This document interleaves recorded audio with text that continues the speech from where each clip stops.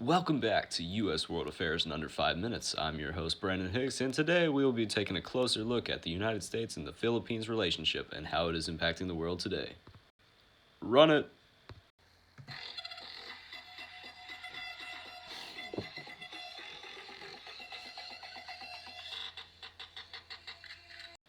Alright, let's start out with some background info. To set this amazing transformation story up, we must look to the past. The United States during the early 1900s had a hunger for territory and power, which resulted in the Spanish-American War.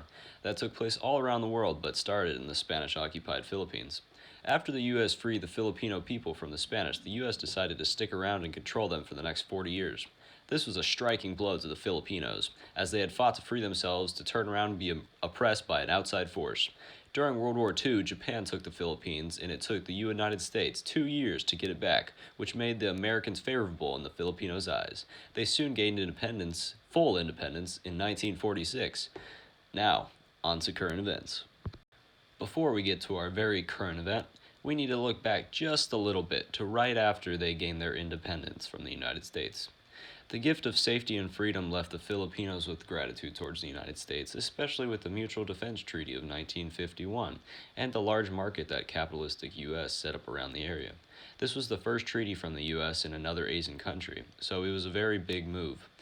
The Philippines allowed the U.S. to get a foot in the door and connect with other democratic countries such as Japan, South Korea, and Australia, as they are all now major Southeast Asian allies. The Philippines has helped in both the Korean and Vietnam Wars and helped the world gain a strong democratic government in the Korean Peninsula. This is vital to the safety and security of the markets and peoples there, as Communist China reaches its sphere of influence into the entire region, politically and economically.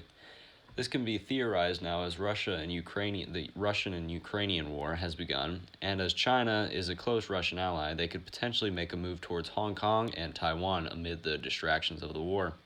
This is very important as they are two democratic nations that China would desperately want to rid the area of, and the world of its democratic ideas, and they do not want that to continue to spread around the world because it threatens their very existence.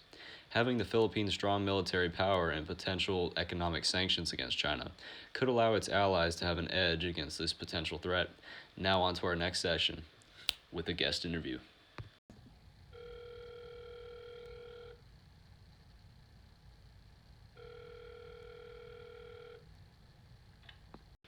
Let's welcome our special guest from the Philippines, Ambassador Connor Asmus. He is here to tell us the impact that these two countries have made in the area, and he knows it better than anyone. Let's hear what he has to say. Thanks for having me. Let's get into it. The U.S. has provided one of the biggest markets in the world as well as the markets of its allies with beneficial agreements.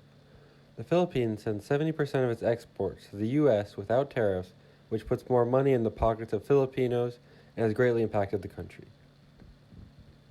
The U.S. imports $15 billion worth of goods every year from the Philippines, and the other exports to their allies, making the Philippines the 32nd richest country in the world.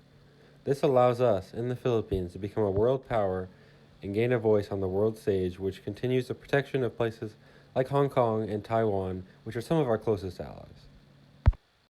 Amazing insight. Thank you very much for taking your time out of your busy schedule, protecting the world and the great Philippines and their wonderful people. To finish out our segment, we have a message from today's sponsor. Nestle Philippines. We provide the world's Kit Kats, coffee, baby food, and even your cat's favorite, Purina cat food.